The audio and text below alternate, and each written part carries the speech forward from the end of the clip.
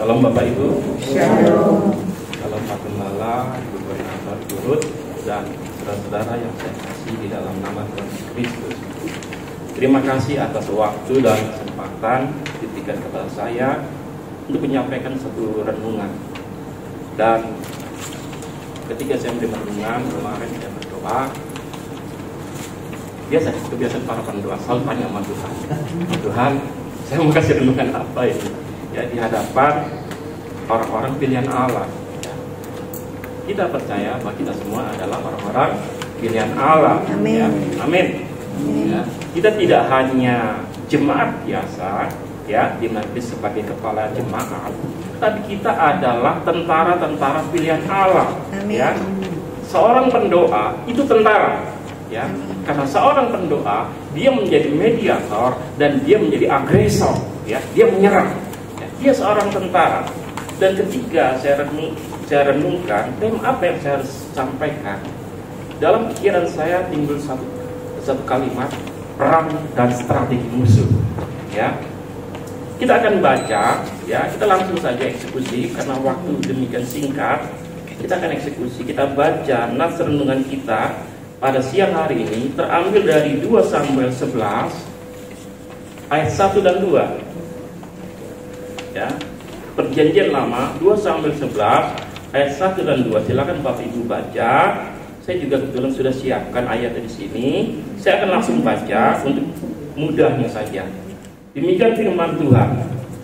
Pada pergantian tahun, pada waktu raja-raja biasa maju berperang, maka Daud menyuruh Yoab maju beserta orang-orangnya dan seluruh orang Israel.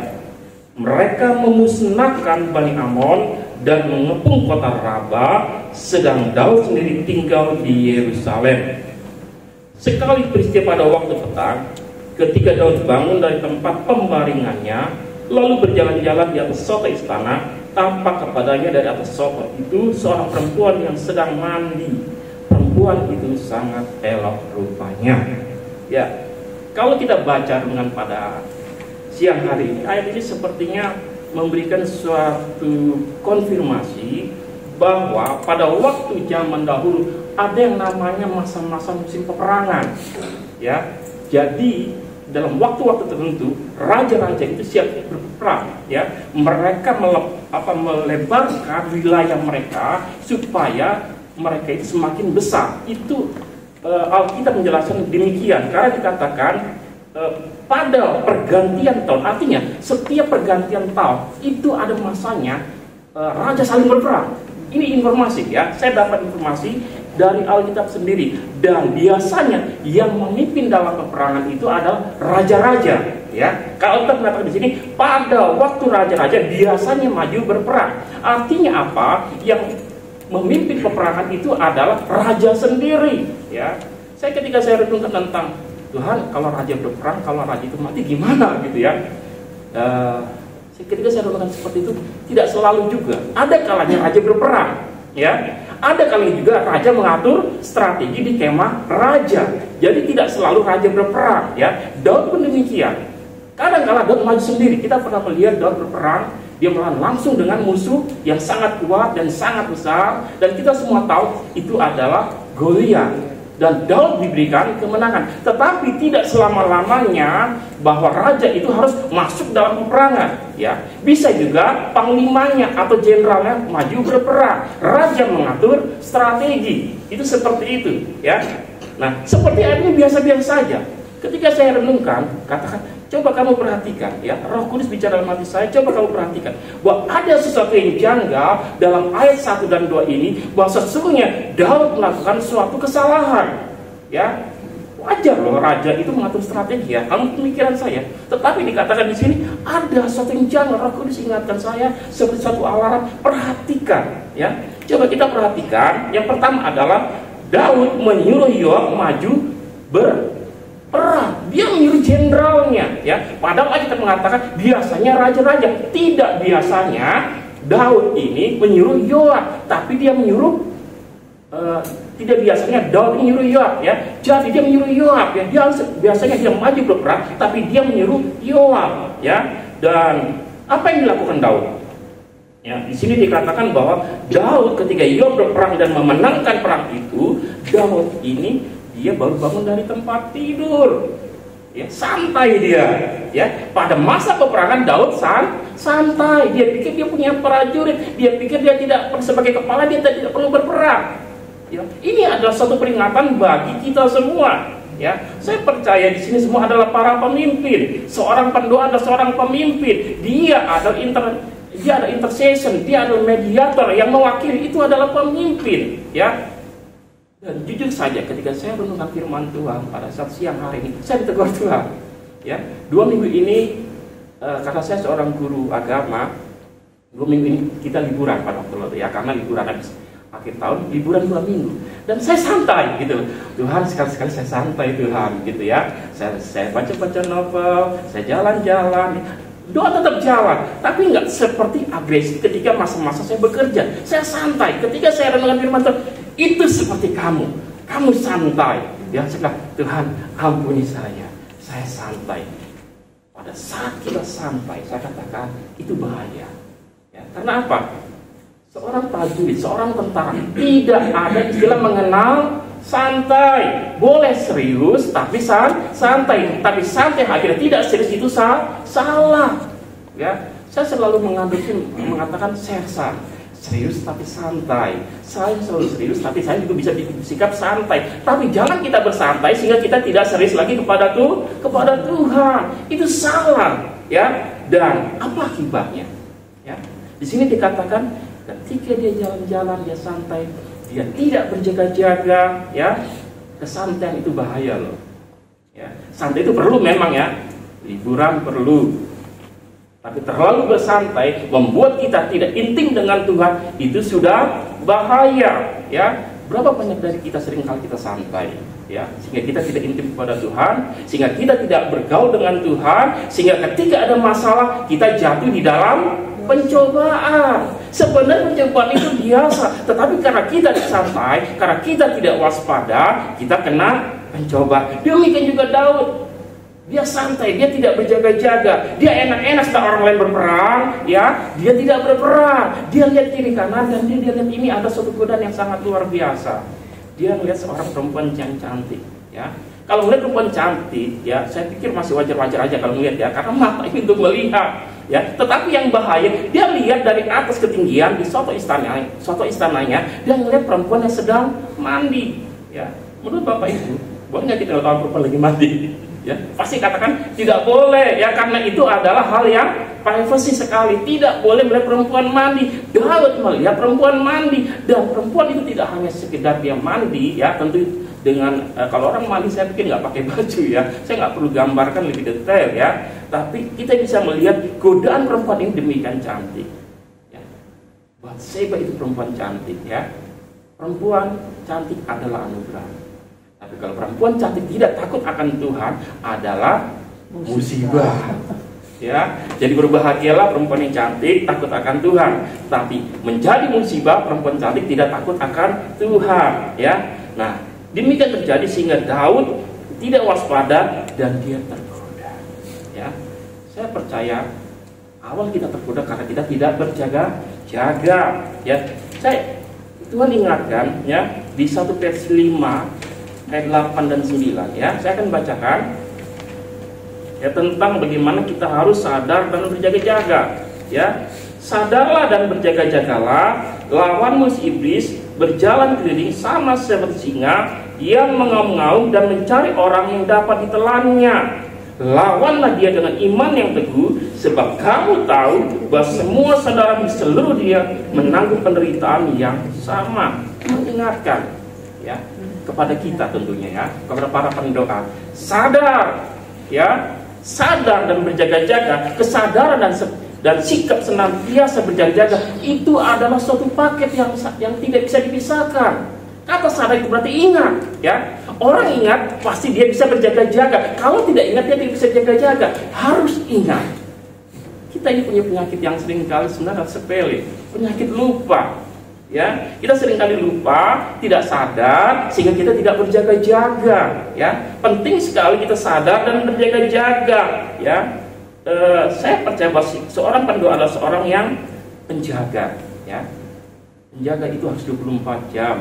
Waspada itu 24 jam. Kita tidak bisa berjaga-jaga sewaktu-waktu. Kita harus berjaga senantiasa di sepanjang waktu kehidupan kita. Tentunya di dalam pimpinan roh Tuhan. Roh Tuhan adalah diri kita. Dalam diri kita ada roh Tuhan. Dan roh Tuhan itu bisa berbicara melalui roh kita dan mengingatkan kita apa yang harus kita lakukan. Ya. Ada namanya kesaksian batiniah. Kesaksian batiniah itu bicara tentang roh Tuhan yang bicara dengan roh kita. Ya, itu beda berbicara dengan yang sifat audible di telinga. Ya, kesaksian batiniah adalah roh Tuhan yang dalam diri kita berbicara dengan roh kita. Dan itu seperti suara yang sangat halus. Ya, kadang-kadang kita diberikan ide, kadang-kadang kita ditegur, tapi halus sekali. Itu adalah kesaksian batiniah. Itu seperti ada di kepala kita seperti itu. Dan jujur saja, ketika saya renungkan, ya. Tentang peperangan dan strategi musuh ini, saya sebenarnya hanya menangkap hanya 2 tentang bagaimana strategi musuh yang dilakukan, pekerjaan setan itu. Tetapi ketika saya sedang jalan, tiba-tiba Roh Kudus ingatkan Yohanes 10:10. Mari kita buka Yohanes 10:10. Ini adalah tambahan bahwa bagaimana pekerjaan iblis, strategi si jahat untuk menghancurkan pekerjaan orang percaya. Tidak hanya 2, ternyata 3. Saya ingatkan 3 ya. Coba kita buka di Yohanes 10 ayat 10.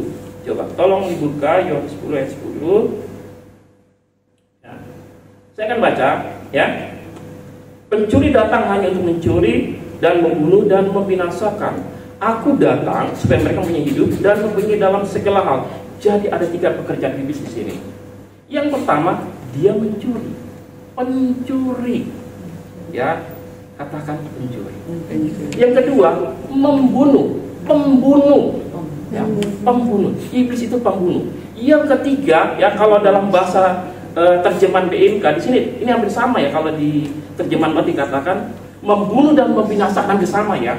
Tapi kalau kita perhatikan dalam terjemahan BIMK di sini dikatakan pencuri datang hanya untuk mencuri, untuk membunuh dan untuk merusak. Ya, jadi ada 3. Pencuri, pembunuh dan perusak. Ini 3 hal yang berbeda. Ini pekerjaan iblis, ini ada strategi iblis untuk merusak rencana Allah atas hidup kita, merusak pekerjaan Tuhan atas hidup kita. Ada 3 hal. Ya, yang pertama mencuri. Pencuri datang untuk mencuri. Saudara tahu kata pencuri? Seorang pencuri itu mengambil sesuatu pada saat kita lengah. Ya, kita lengah, dia bongkar dan kita tidak mendengar. Itu pencuri. Ya. Saya memberikan sedikit kesaksian. Beberapa waktu yang lalu ya kami punya usaha kecil ya. Saya udah kebetulan Pak Bedi sempat menikmati ya kuliner kecil-kecilan lah, nggak banyak ya. Dan kami memberikan nama Cisa ya, CYSA ya. C itu C-nya itu ada cinta, Y itu Yesus, S itu sampai, A-nya akhir. Cinta Yesus sampai akhir. Ya, kami singkat Cisa. Enggak ada orang yang tahu, ya. Hanya Bapak Ibu yang tahu arti Cisa itu. Karena kalau saya bongkar di forum umum, pasti orang-orang Muslim itu tidak akan beli makanan saya. Jadi saya harus berhikmat sedikit, saya tidak bongkar ya. Dan yang memberikan nama kata Cisa itu adalah anak saya, anak kedua saya yang baru lulus SMP, ya. Ketika kami punya usaha, dia bilang, saya mau buka usaha di tempat yang lain. Kami punya 2 tempat. Dia bilang, saya mau buka usaha namanya Cisa. Terus kami tanya, apa tuh Cisa deh? Cinta Yesus sampai. Saya bilang, mantap. Saya bilang, kenapa? Ini bukan bicara tentang sekedar nama yang indah, tapi saya melihat bahwa dalam dirinya anak saya itu bahwa dia mempunyai komitmen, dia mempunyai kehidupan yang konsisten untuk mencintai Tuhan sampai akhir. Ya. Saya bangga loh, saya bangga anak itu tidak hanya cerdas secara IQ-nya saja, tetapi dia juga takut akan Tuhan. Itu yang saya paling dambakan. Itu yang paling membuat saya itu bahagia ya. Saya percaya bahwa setiap orang yang cinta Tuhan, hidupnya pasti diberkati tuh Tuhan. Ya, ini saya memberikan kesaksian. Ya, pada waktu lalu kami punya usaha tadi ya, saya katakan Cisa itu. seminggu ya, itu selama seminggu kami tidak dapat order, kosong sama sekali ya. Saya pikirin, Tuhan, ini kenapa ya? Kami sudah posting, kami sudah sebar brosur segala macam, nggak ada loh. Ya saya bilang, Tuhan, ada apa? Ketika saya renungkan, kamu juga punya kesalahan pada istri. Kamu sempat marah sama istri. Saya bilang, Tuhan, ampuni saya. Dan saya harus rekonsiliasi dengan istri saya. Terus saya renung lagi, Tuhan, apa lagi Tuhan? Ketika saya renungkan, saya katakan, ini namanya kesaksian batinia. Ya, katakan, kamu ingat tentang penghalang doa. Ketika Daniel berdoa, dia berpuasa 3 minggu. Ketika malaikat itu mau menyampaikan firman itu beritanya, selama 3 minggu dia tertahan. Ya, itu bicara apa? Penghambat doa. Saya bilang, kamu doakan itu penghambat doa. Mana penghambat doa kamu? Berkat-berkat yang Tuhan kirimkan. Karena ketika malaikat mengirimkan, ya Gabriel mengirimkan, itu dihadang. Yang namanya penguasa Persia. Penguasa Persia itu bukan makhluk manusia. Penguasa Persia itu adalah suatu penguasa teritorial di roh jahat, tingkatan roh jahat, ya. Itu yang dimaksud ya. Jadi ketika saya katakan ada satu lagi, Bang, ada 2. Penghambat berkat, yang kedua pencuri berkat. Dan saya dapat ini Yohanes 10 pencuri berkat. Dan gitu saya kata, Tuhan, saya katakan ini dalam nama Yesus, segala yang mengalir berkat-berkat yang Tuhan berikan kepada usaha saya, baik itu penghalang doa, kuasa-kuasa gelap negara, kami ikat, kami patahkan, kami hancurkan dalam nama Yesus. Kami minta pelayanan malaikat Tuhan menerobos membawa berkat-berkat Tuhan. Dan setiap pencuri-pencuri berkat kami ikat, kami patahkan, kami hancurkan, dan kami katakan, engkau sudah dikalahkan, engkau sudah ditangkap. Kembalikan barang-barang curianmu 7 kali lipat. Berikut seisi rumahmu harus serahkan kepada rumah tangga kami. Dan puji Tuhan, ya. Besoknya itu dapat order, ya. Dapat order, ya. Hampir setiap hari kami dapat 100 atau 200 ribu keuntungan, ya. Bahkan beberapa hari ini naik lagi menjadi 300 ribu per hari, ya. Saya tidak tahu sampai kapan. Tapi apapun rencananya, ini adalah bagian rencana Tuhan. Bagaimana Tuhan menyikapi ada pencuri di alam kehidupan kita, yaitu pencuri kuasa-kuasa gelap. Saudara, iblis tidak hanya mencuri berkat-berkat jasmani kita, tapi iblis juga bisa mencuri damai sejahtera kita. Kalau ada persoalan, yang paling pertama adalah damai sejahtera. Ada perasaan tidak damai, ada perasaan tidak nyaman, dan kita kehilangan ketenangan. Ya, ketika orang kehilangan ketenangan, dia menjadi kacau, dia menjadi panik, dia tidak fokus kepada Tuhan, dia tidak bisa berperang di hadap Tuhan, dia tidak bisa minta kepada Tuhan, dia tidak bisa menghancurkan seperancangan kuasa kegelapan yang menghancurkan kehidupannya melalui masalah-masalahnya. Kita menjadi orang yang defensif, ya. Bahkan lebih celaka lagi, kita menjadi orang yang mengasihani diri sendiri. Ya, itu sangat fatal sekali, ya. Patut berhati-hati yang namanya bukan jadi yang namanya pencuri berkat, ya. Nah, pencuri berkat itu ya bisa aja pencuri berkat, pencuri damai sejahtera Allah, ya. Dan kita diminta seorang pendeta berjaga-jaga selama 24 jam, ya. Kita akan bisa melihat di Yesaya 21 ayat 6 dan 9. Tolong dibuka, ya. Yesaya 21 ayat 6 dan 9, ya. Di situ ada di sini tentang berjaga-jaga selama 24 jam. Coba tolong dilihat. Yesaya, ada yang sudah dapat?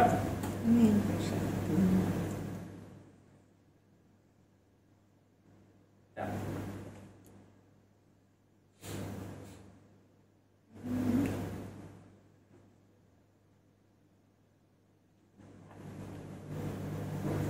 Sudah? Saya akan bacakan ya kalau gitu ya, kalau memang belum ini. Sebab begini firman Tuhan kepada, pergilah tempatkan seorang peninjau, seorang pengintai, ya. Peninjau itu pengintai. Apa yang dilihat ya harusnya diberitahukannya. Apabila dilihat pasukan orang berkuda, pasukan keledai, pasukan unta, maka harusnya diperhatikannya sungguh-sungguh dengan penuh perhatian. Kemudian bersama orang yang melihat itu, di tempat peninjauan ya Tuanku, aku berdiri senantiasa sehari suntuk, ya, siang malam suntuk, dan di tempat pengawalanku aku terpancang setiap malam. Ya, ini bicara tentang apa? Berjaga-jaga selama 24 jam, ya. Seorang pendoa, dia tidak hanya berjaga-jaga mengcover keluarga, tapi dia melihat musuh-musuhnya. Ada nggak musuh-musuhnya? Ya. Dan saya percaya kalau ketika kita semakin intim dengan Tuhan, Tuhan akan singkapkan siapa musuh kita. Ya, kalau kita rajin berdoa. Tapi kalau misalnya mati hidup pelitanya ya saya nggak tahu ya. Saya punya pengalaman pribadi. Suatu saat saya sedang berdoa, malamnya saya dikasih suatu penglihatan lagi dalam tidur ya. Penglihatan ada dua ya, mulai tidur dan mulai saat kita doa. Jadi bisa dalam tidur pun kita bisa melihat ya, seperti ada suatu film gitu ya. Saya melihat ada sekelompok bus mobil dan keluar tentara ya, coreng-coreng begini. Ketika saya bangun pagi-pagi, saya bangun, Tuhan ini apa ya? Karena saya tidak bisa menafsirkan, karena saya tidak mengerti, saya tanya kepada teman saya, mentor saya, rohani saya waktu itu saya tinggal di NTT ya. Saya tanya teman saya di mentor, bilang, Pak, ini apa artinya? Itu penyakit. Dan saya doakan, benar Bapak Ibu. Dan sebulan kemudian itu penyakit DBD menyerang Kupang, seluruh Kupang ya, dan termasuk saya. Diizinkan Tuhan melayani banyak jemaat untuk mendoakan orang yang sakit DBD ya. Itu pengintai ya. Kita harus berjaga-jaga selama 24 jam. Yang berikutnya kita masuk yang kedua ya. Tadi sudah pencuri, sekarang kita masuk strategi iblis yang kedua. Yang kedua ya, mencuri, membinasakan ya. Kata membinasakan itu berarti membunuh ya.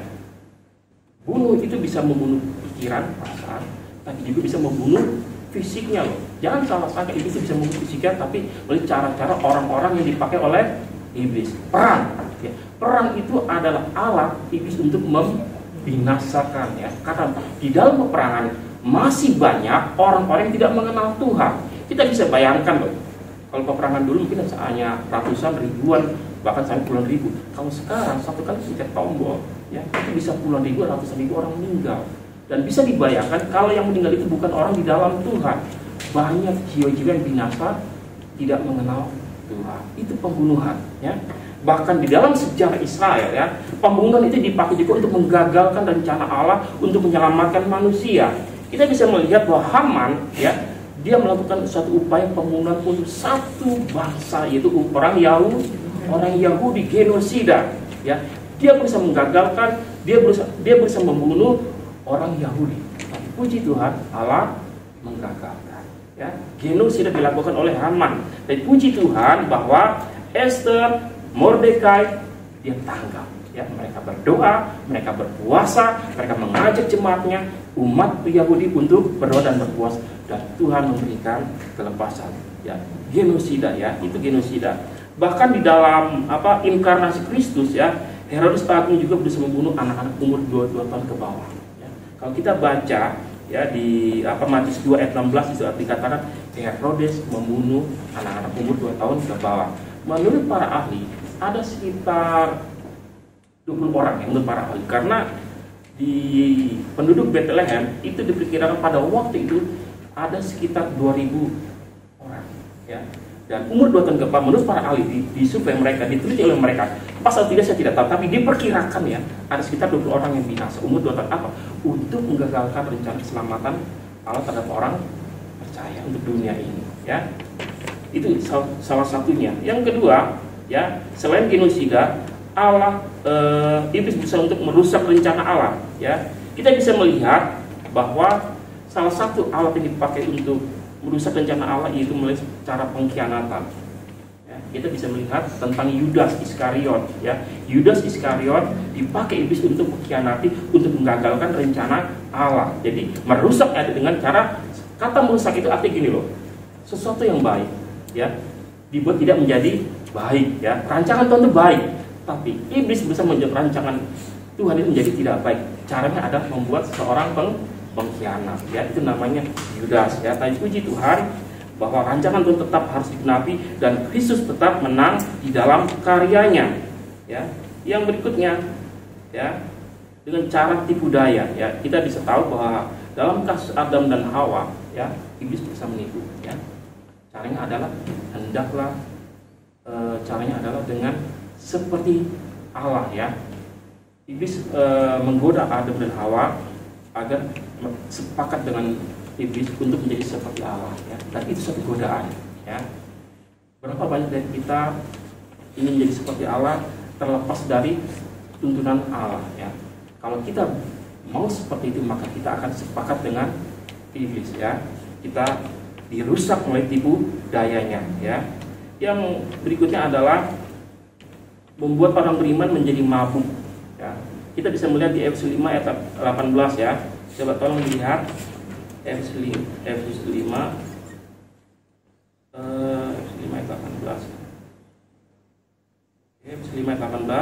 lihat. Saya akan coba saya revisi 5 ayat 18. Dan janganlah kamu mabuk oleh anggur, karena anggur menimbulkan hawa nafsu, tapi hendaklah kamu penuh dengan roh. Ya, ini salah satu cara tipu daya iblis. Kata mabuk itu berarti orang kehilangan kesadaran diri. Ya. Dan kita bisa kehilangan kesadaran diri, tapi bukan tema seperti kita minum keras. Ya, saya pernah di sini tidak ada minuman keras. Ya, tapi mabuk dalam konteks yang lain. Ya, bisa saja mabuk dalam arti mabuk judi, ya, mabuk game, ya, mabuk dengan wanita idaman lain, mabuk dengan pria idaman lain, ya, sehingga orang itu rusak dalam kehidupannya. Dan saya percaya bahwa kalau kita dalam suatu situasi seperti ini, jangan kita kehilangan ketenangan. Ya.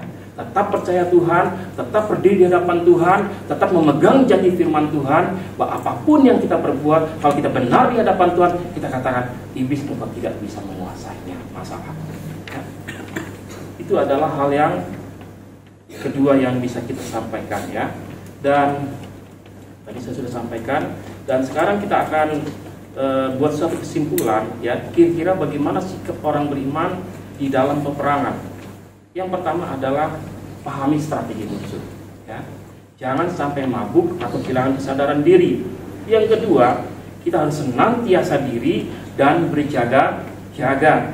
Yang ketiga, tunduk pada Allah dan lawan si iblis maka ia akan lari.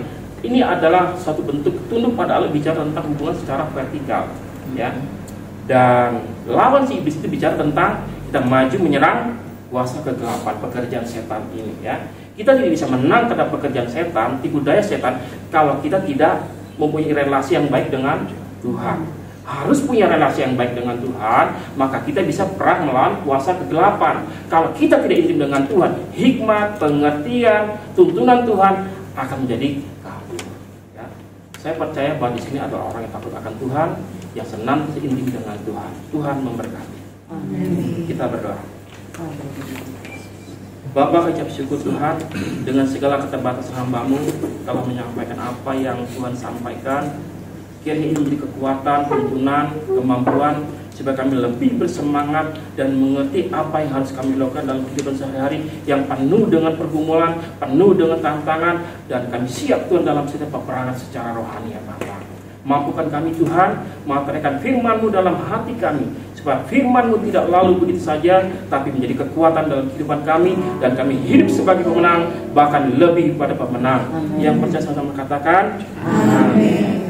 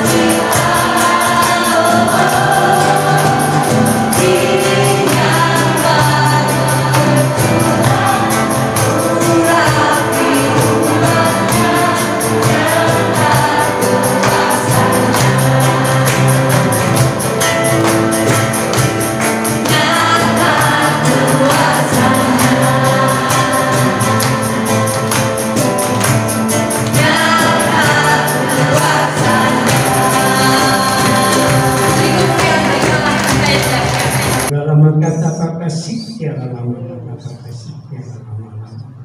Sekian lama kata pakai sekian lama. Sekian lama kata pakai sekian. Bapa di dalam kerajaan surga dengan putranya yang tunggal, Tuhan Yesus Kristus, serta persekutuan dengan Roh-Nya yang kudus memberkati saudara.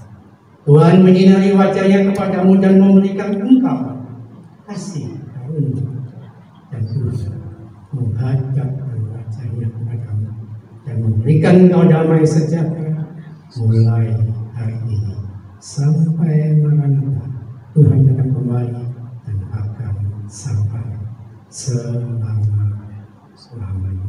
Di dalam nama Tuhan Yesus, setiap kita yang sudah menerima berkat, semuanya berkata amin. Terima kasih Tuhan Yesus, kami sudah mendengarkan firman-Mu, kami sudah menerima berkat rohani Tuhan. Ini saatnya Tuhan kami boleh menikmati berkat jasmani Yesus. Kiranya Tuhan putuskan berkat ini dengan kuasa darah Yesus, sehingga berkat ini boleh memberikan kesehatan di dalam tubuh kami, memberikan kekuatan di dalam tubuh kami. Berkati hamba-hamba-Mu yang sudah menyediakan, berkati dengan berlimpah-limpah ya Pak. Terima kasih Yesus. Di dalam nama Tuhan Yesus Kristus kami berdoa dan mengucap syukur. Amin.